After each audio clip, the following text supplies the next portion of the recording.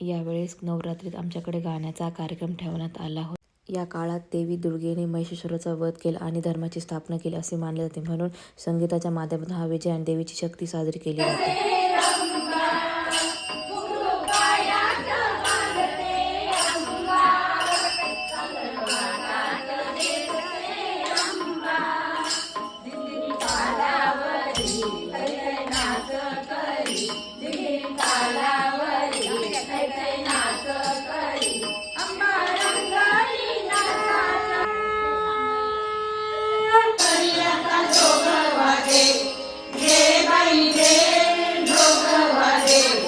अशा कार्यक्रमामुळे घरात एक नवीन पॉझिटिव्हिटी निर्माण होते. त्यानंतर मी आणि सारिकाने मिळून सर्व बायकांना हळदी कुंकू लावून त्यांची ओटी भरली.